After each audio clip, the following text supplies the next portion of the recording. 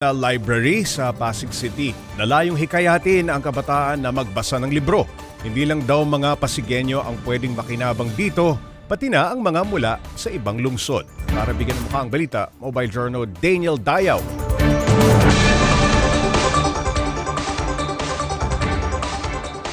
Mula sa mga aklat pambata hanggang sa reference at fictional books, meron lahat niyan ang bagong bukas na Pasig Knowledge Center. Ano, tara?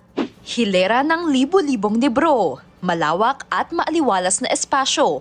Parang heaven talaga para sa mga book nerd, ang 5 palapag ng Pasig Knowledge Center.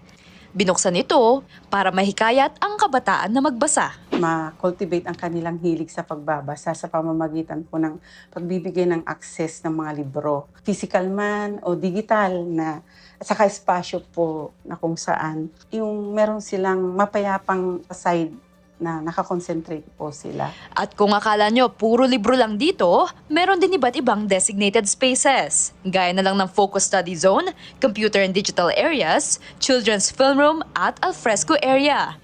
Kaya naman na-prove ito sa mga bumibisita.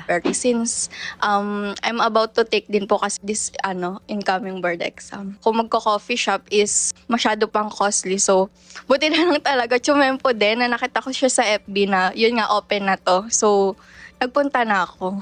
Kaalamig niya po, sobrang comfy po mag-aaral. Katahimik din po and mababait din po yung mga staff, tapos sobrang organized It's a sila. really big help, no? Na matulungan yung mga estudyante natin na makapag-aral. And ito yung ebidensya na kapag bumoto tayo ng tama is mararanasan talaga natin yung good governance. Bukas ang library, hindi lang para sa mga taga-Pasig, kundi pati mga taga-ibang lungsod. So sa panahon ngayong talamak po yung mga fake news, ang ating library, ang impormasyon dito ay libre, validated para sa lahat at inaanyayahan po namin na bumisita dito sa ating library po.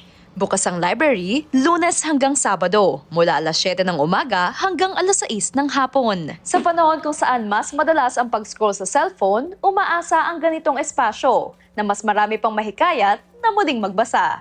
Mga kapatid, Mobile Journal, Daniel Dayo po hatid ang mukha ng balita. Pag-usapan pa natin ang Pasig Knowledge Center kasama si Mobile Journal Daniel Dayaw. Daniel, ikaw ba mahilig ka magbasa? Yes, Popsy. Actually, Okay. book nerd din ako, Ay, Popsy. yun. Okay.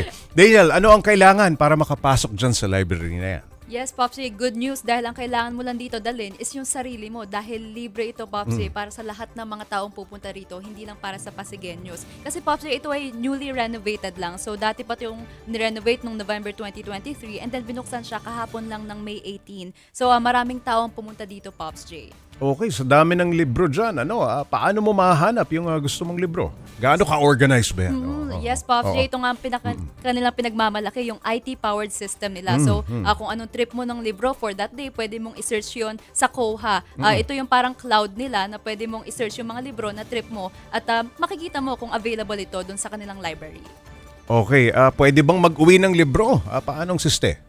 Ayan, Pops J, as of now, hindi pa pwede mag-uwi ng libro. Pero, kapag nandun ka sa library, as long as andun ka, ay pwede mong gamitin. Wala namang time limit, Pops J. Okay, nung pumunta ka, Daniel, marami na bang bumibisita dito?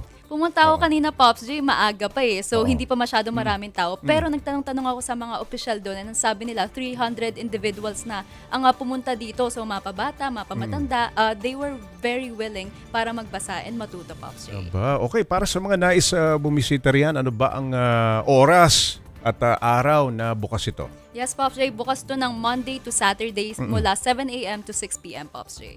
Okay, maraming salamat, Mobile Journal Daniel Dayaw.